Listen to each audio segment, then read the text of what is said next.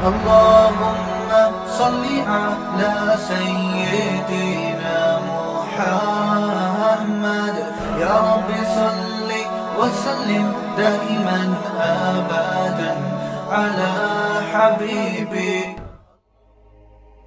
دیکھو اللہ تعالیٰ نے جو ہمیں قرآن میں آیات بتائی ہیں یہ سب ہمیں اللہ کی طرف کھینچتی ہیں کہ ہم اللہ کے بن کے رہیں, جیسا جیسے اللہ کہہ رہا ہے ویسے کریں, اپنے عمل کو درست کریں. سورہ بقرہ میں اللہ کا ارشاد ہے لیس البر ان تولوا وجوہکم قبل المشرق والمغرب ولکن البر من آمن باللہ والیوم الآخر والملائکۃ والکتاب والنبیین. فرمایا ادھر ادھر منہ کر لینا یہ کوئی نیکی نہیں ہے, اصل نیکی یہ کہ پہلے اپنا ایمان درست کرو اور پھر وَأَقَامَ الصَّلَاةَ وَآتَى الزَّكَاةَ وَالْمُوفُونَ بِعَهْدِهِمْ, نماز قائم کرو, زکوٰۃ دو, معاہدوں کی پابندی کرو, اور وَآتَى الْمَالَ عَلَى حُبِّهِ, صرف اللہ سے محبت کی بیس پر ذوی القربہ رشتہ داروں کو پیسے دو, رشتہ داروں کو پیسے دو. والیتامى, یتیموں کو کھلاؤ, یتیموں پہ خرچ کرو. والمساکین, مسکینوں کو کھلاؤ. وابن السبیل, مسافروں پر خرچ کرو. الو نہ بناؤ مسافر کو کہ اس کو کیا پتہ یہاں کے ریٹ کا تو الو بناؤ اس کو, ایسا نہیں, مسافروں کا خیال کرو. تو یہ 4 قسم کے طبقے پر احسان کرو, اور نماز بھی قائم کرو, اور زکوٰۃ الگ سے دو. اور والصابرین فی البأساء والضراء, کوئی پریشانی آئے تو صبر کرو, چاہے وہ مالی پریشانی ہو, فی البأساء والضراء جسمانی پریشانی. وحین البأس, اگر میدان جنگ میں لڑنا پڑے تو میدان جنگ میں صبر سے لڑو. اولئک الذین صدقوا, اللہ فرماتے ہیں جن لوگوں کی یہ صفات ہیں یہ ہیں سچے ایمان کے دعوے میں. ہم لوگوں نے اسلام کو بھی ایک, یعنی یوں سمجھیں کہ ایک فیشن ہوتا ہے نا, مختلف قسم کے موسموں میں مختلف قسم کی ایکٹیویٹیز ہوتی ہیں. محرم میں ہمارے ایک نئی قسم کی ایکٹیویٹیز ہوتی ہیں, ربیع الاول میں الگ قسم کے مسلمان بنے ہوتے ہیں ہم لوگ, ٹھیک ہے نا. تو یہ 2 مہینے خاص طور پر ایسے ہیں جس میں یہ 2 مہینے کی جتنی ہماری ایکٹیویٹیز ہیں وہ سب ہم اخپل طریقے سے گزارتے ہیں, جس طرح اللہ اس کے رسول نے بتایا اس طرح سے نہیں گزارتے. اسلام میں کسی کی یوم ولادت یا یوم شہادت یا یوم وفات اس کو کوئی اہمیت نہیں دی گئی ہے.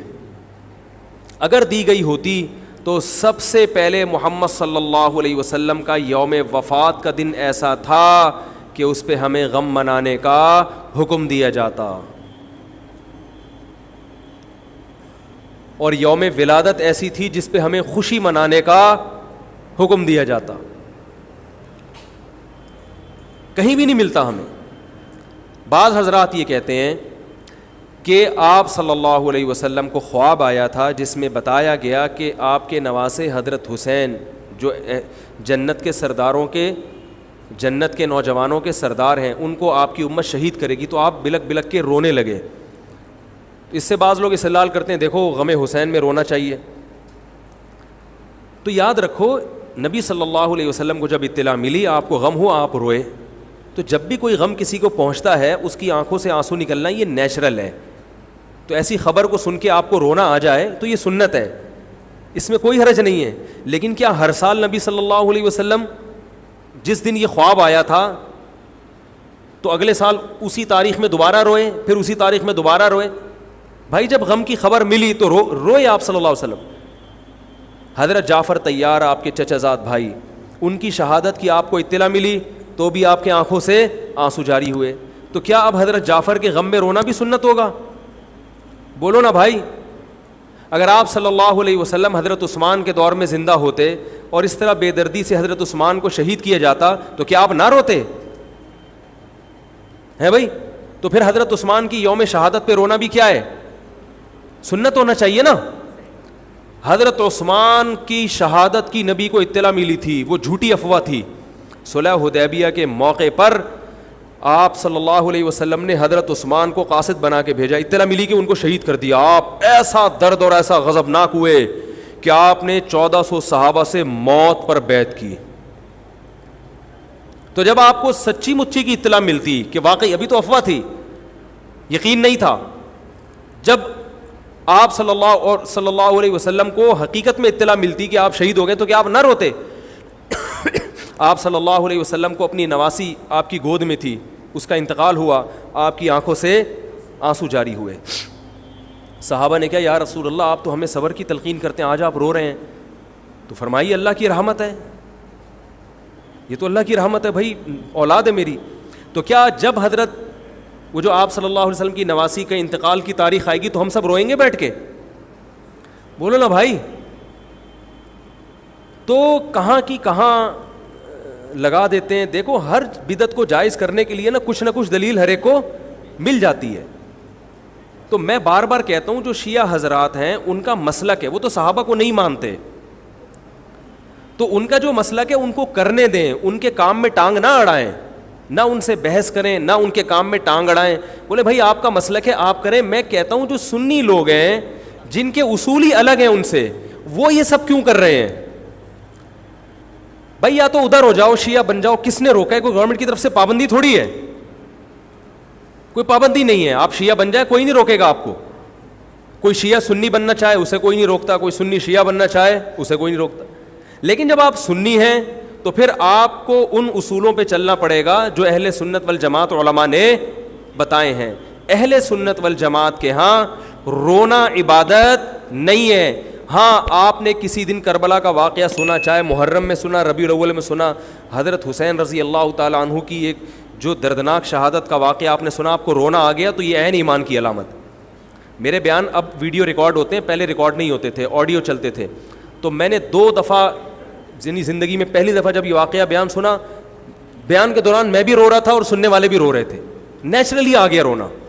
پھر دوبارہ میں نے یہ واقعہ بیان کیا, مجھے بھی رونا آ گیا اور سننے والوں کو بھی آ گیا. یہ نیچرل جو آ گیا.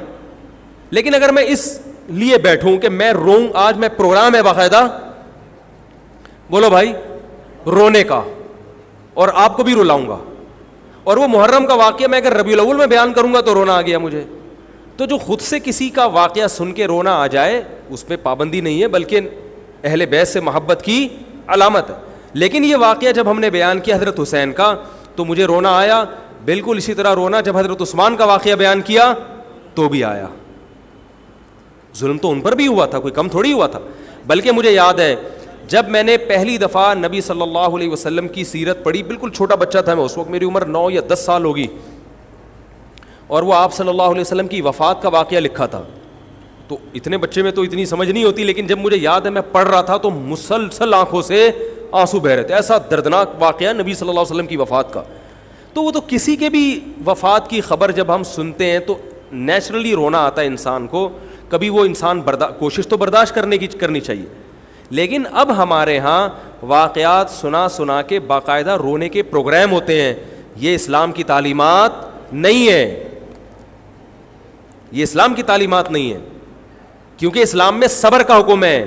جو خود سے رونا آ جائے نا انسان کو تو وہ ایک نیچرلی ہے. اور کربلا کا واقعہ صرف اس نیت سے بیان کرنا کہ تاکہ میں بھی روؤں آپ بھی رو, یہ غلط ہے. یہ اہل سنت والجماعت کے ہاں یہ اسلامی تعلیمات کے منافی ہے. سمجھ میں آ رہی ہے بات کہ نہیں آ رہی؟ اور کسی مخصوص دن کے ساتھ تو ویسے بھی خاص نہیں ہے یہ. اور ویسے بھی شریعت میں صحیح بخاری مسلم کی حدیث ہے, آپ صلی اللہ علیہ وسلم نے نوحہ کرنے والی عورتوں پہ لعنت, نیاحہ کہتے ہیں چیخنا چلانا. آپ کو پتہ ہے زمانے جاہلیت میں جب کسی کی میت ہوتی تھی تو باقاعدہ پیسے دے کے عورتوں کو رلوایا جاتا تھا, پیسے دے کے. آج بھی بہت جگہوں پہ یہ ہو رہا ہے, پیسے دے کے رلوایا جاتا ہے. تو نبی نے تو ان عورتوں پہ لعنت کی ہے جو فری میں روتی ہیں, پیسے دے کے نہیں, جو فری میں میت پہ روتی ہیں. اور چیخ چلا کے رونا تو ویسے ہی حرام ہے اسلام میں. میت پہ جب بھی نبی صلی اللہ علیہ وسلم روئے ہیں آپ کی آنکھوں سے آنسو, بس چیخ چلا کے نہیں روئے ہیں. حضرت جعفر طیار بھی تو اہل بیت میں سے تھے. جب شہید ہوتے ہیں آپ کی 4 جوان بیویاں بیوہ ہوتے ہیں, چھوٹے چھوٹے بچے یتیم ہو جاتے ہیں, تو ان کی بیویاں جب روتی ہیں تو گھر سے باہر آواز آتی ہے. آپ نے پہلی دفعہ سمجھایا جا کے کہ ان سے بولو اپنی آوازوں کو پس کرو. جب دوبارہ تو آپ نے فرمایا منہ پہ خاک پھینک دو جا کے. حالانکہ ان کا جو رشتہ حضرت جعفر طیار سے تھا وہ ہمارا نہیں ہے, ہم تو بہت دور کے ہیں. اہل بیت سے جو جتنا ان کی بیویوں کا رشتہ ہے اتنا تو ہمارا نہیں ہے نا. ان کو چیخ کے رونے کی اجازت نہیں دی. اور آج ہمارے ہاں کیسے ہوتا ہے, ہاں ہاں ہو چیخ رہے ہیں, پیٹ رہے ہیں. گریبان چاک کرنا اسلام میں حرام ہے روتے ہوئے. گریبان چاک کرنا, اس پہ لعنت ہے نبی صلی اللہ علیہ وسلم کی. تو آج گریبان بھی چاک ہو رہا ہے, رو بھی رہے ہیں, پیٹ بھی رہے ہیں. تو بھائی وہ شیعہ حضرات کا ایک مسلک ہے, ان کی رائے ہے, ان کو ان کی رائے پہ چلنے دو. آپ جو اہل سنت والجماعت کو فالو کرتے ہو تو یا تو ادھر ہو جاؤ یا ادھر ہو جاؤ, درمیان میلہ لٹکو. درمیانی آدمی کہیں کبھی نہیں ہوتا. درمیان کی جو جنس ہے وہ کہیں کی ہوتی ہے. وہ بیچارہ نہ مرد سے شادی کر سکتا ہے نہ عورت سے. وہ کہتا ہے یا اللہ اگر مجھے آپشن دیتا یا تو ادھر کر دیتا, یا وہ تو ایک اللہ نے آزمائش بنا دی اس کو بیچارے کو, وہ آزمائش ہے, اسی آزمائش پہ اس کو قیامت کے دن اجر ملے گا. لیکن اپنے اختیار سے انسان بیچ کا بننے کی کوشش کرے, یہ ٹھیک نہیں ہوتا. اپنے اختیار سے یا تو شیعہ بن جاؤ یا پورے سنی بن جاؤ. تو اہل سنت حدیث کی کتابوں کو فالو کرتے ہیں, اور جو ہماری بخاری مسلم ہے, شیعہ حضرات نہیں مانتے ان کتابوں کو, وہ نہیں فالو کرتے ان کو. تو ہم تو ان کو فالو کرتے ہیں. اگر آپ کہتے ہو میں نہیں مانتا ان حدیثوں کو, تو پھر بہت ساری چیزیں اور بھی ہیں وہ بھی چھوڑ دو. پھر آپ سمجھ میں آ رہی ہے بات, پھر وہ بھی چھوڑ دو.